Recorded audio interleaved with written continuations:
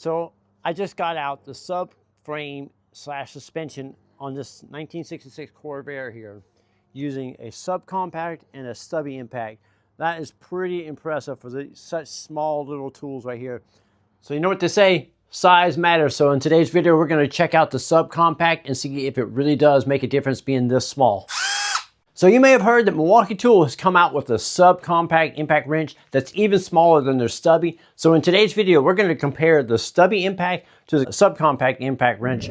So we're going to put it to work side by side in different job scenarios, and that way you can tell exactly which one is the right tool for you. Before we jump into that, I'm going to share a little bit of specs with you and let you know what the tool offers, and then we'll jump out in the shop and we'll start ripping and tearing. So the new subcompacts come in two sizes, the 3/8 drive and the 1/4 inch drive. They weigh about 1.6 pounds without the battery, so they're super light, but they work with all the batteries that Milwaukee has to offer as far as the M12s go. So if you have the 2-hour or the 5-amp hour, it's going to work with all of them. They both feature 4-mode drives, so they have 4 different modes that you can operate them in, just changing the RPM and torque specs on them. And the way those operate is you take the reverse selector switch here, you put it in the neutral position, so it's in the middle position. Now you toggle the switch, and every time you toggle the switch, it switches the modes right here. So that's how you would switch the modes. So mode 3 on the 3/8 drive features 3,600 RPMs at 225 foot-pounds of breakaway torque, and it tightens at 200 foot-pounds. The 1/4 inch drive on mode 3 has 100 foot-pounds of breakaway torque at 4,400 RPMs. Tightening torque is about 70 foot-pounds of torque. They both feature the LED lights that are super bright. All right, as you can see, the tools are very dirty because we just got finished putting them to work. So you're gonna check that out later in the video. But right now I wanted to give you a side-by-side comparison so you can see the difference between the sizes. So this is the subcompact. This is the stubby here. You can see the difference in the head sizes here. So they're roughly about the same height, give or take a millimeter or so. Let's see. We got the body back to back, so you can see there's a little bit of a difference between the anvil here. There's a side profile here. As you can see, it sticks out just a little bit more on the stubby here, but overall not much. And in the top view here, we can see the top view, and you can see that this is only about 2 inches wide, and this is about almost 3 inches wide here. Maybe just shy of 3 inches wide. I will leave part numbers if you want to interested in the 3/8 drive or the 1/4 inch drive. I'll leave the part numbers and links for them down in the description of the video. So now we're going to take them out to the shop so you can see them in action, exactly how they're meant to be used. So come with me and we're going to check that out. All right, so we're going to be comparing the 3/8 drive subcompact to the 3/8 drive stubby. We're not going to feature the 1/4 inch drive in this video. We'll do that in a later video. So right now what we're going to do is we're going to put the two tools to work side by side in some tasks. Right now I'm stripping this Corvair down to the bare chassis so I can get it ready for paint. There's a lot of stuff in here that I need to take off, and we're going to use the two tools side by side and see you know the performance of them. All right, so we're going to start with the subcompact. I got a 5/16 socket on here. We're going to remove the wiper motor and washer pump here. So I'm going to remove a few fasteners with the subcompact and a few fasteners with the stubby.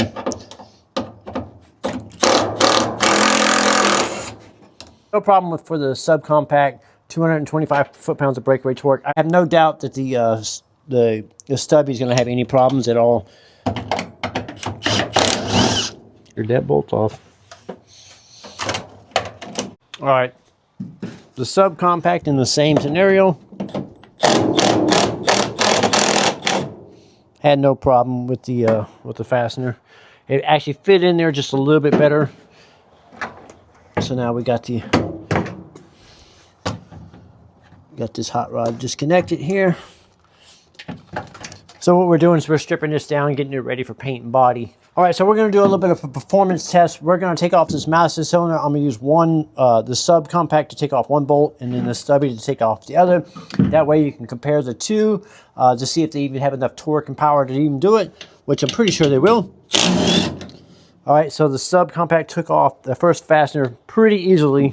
I'm positive the stubby will have no problem as well. Just as I thought. So they're both torquing. So one of the next tasks I need to do is take the gearbox, steering gearbox, out of this Corvair here. So this is the pitman arm here. I'm going to try to take that off with the subcompact, and then we'll try to take off the mounting bolts. We'll see. So the subcompact here, that's a 15/16. So that's a 15/16 socket here.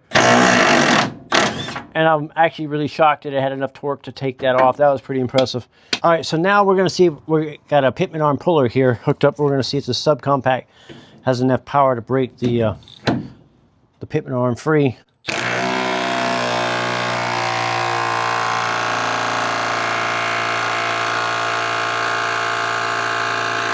All right, so you can see it struggled with that. We're going to switch over to the stubby and see if it has enough power to finish breaking it free. So let me swap out the socket here. Do this without editing so you can see this. All right. It's on the highest power mode, so now here we go.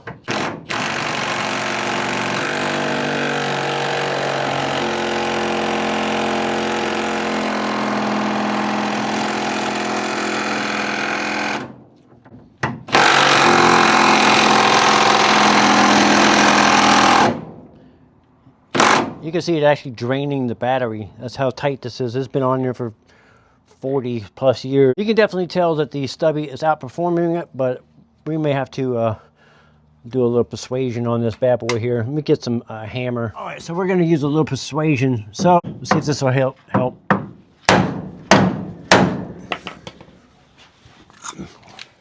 Well, I got a little development here. It actually broke the tool. So we're going to have to go to plan B. That sucks. All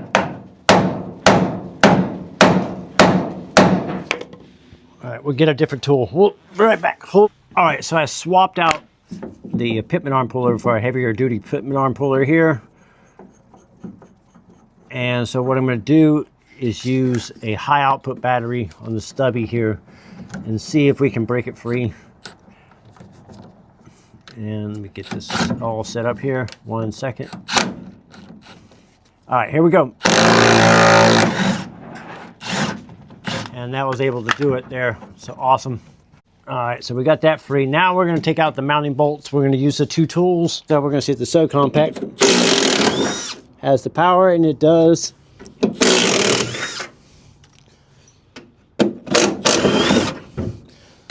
So there is the gearbox. All right, so neither one of these tools are designed for taking wheels off, but might as well just throw this out there and see if it'll do it. So this has been on here for probably 30 years. This tire has not been off this vehicle. You can see all the cobwebs. I just took the hubcap off it. This is the stubby right here. No problem taking that lug nut off. 1966 Corvair. I have no idea what the torque spec is, but we'll see if the subcompact can do that. You heard it struggle a little bit, but it did take the lug nut off.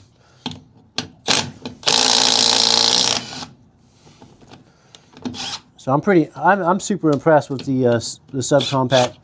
The subcompact, I mean, it flat out kicks butt. Next up, we're using the subcompact to get the idler arm here. It's just the mount here. And is it the wrong size? Wrong size! So it has a nut on the other side. Let's see. Here we go.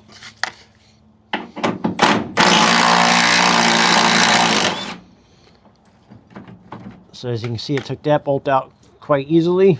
Oh, we're going to switch over to the stubby impact so you can hear the difference in the power.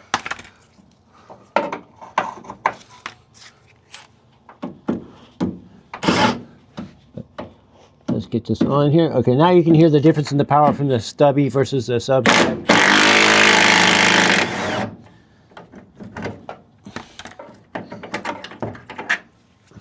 There you go. Right, we're going to bust the tie rod off here. Got an 11/16 socket here. Subcompact. no problem taking that off.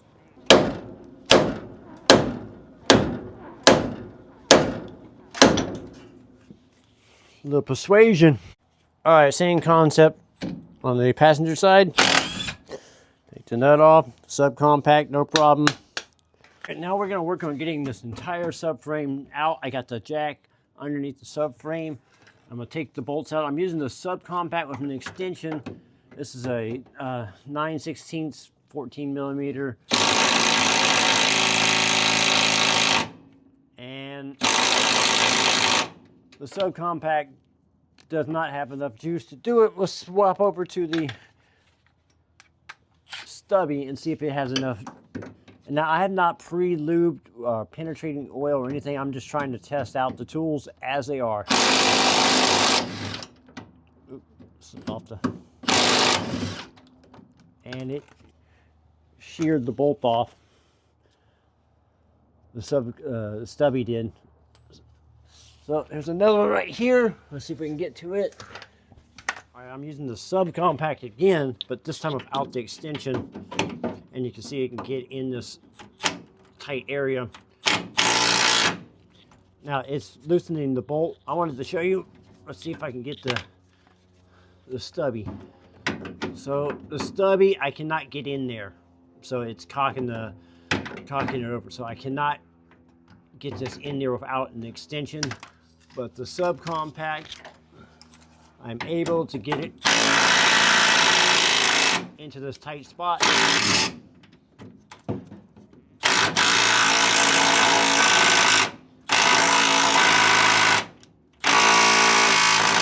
It's gonna break that bolt. All right, so we're gonna switch over to an extension or a deep socket. We'll see if we can get a deep socket on here. All right, so switch over to the stubby, but I got a longer socket. See if that'll, even with the longer socket, I still can't get in there. So we're gonna try to switch over to the stubby with an extension here and see if that'll.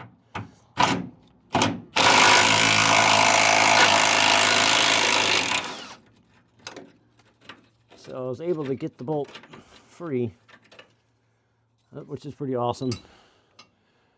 Now we're going to go on the other side and do the same thing, and then see if we can drop this whole subframe out. All right, so I got the subframe unbolted. Now we're just going to lower her down and drag her out. There we go.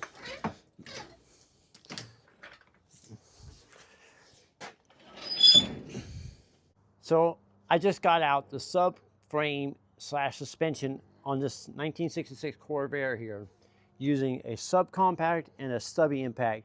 That is pretty impressive for such small little tools right here.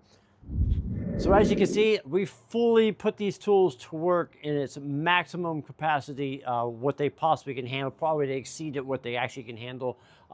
And you can see they're both amazing tools. So if you're interested in either one, the stubby or the subcompact, I will leave links for it down in the description of the video.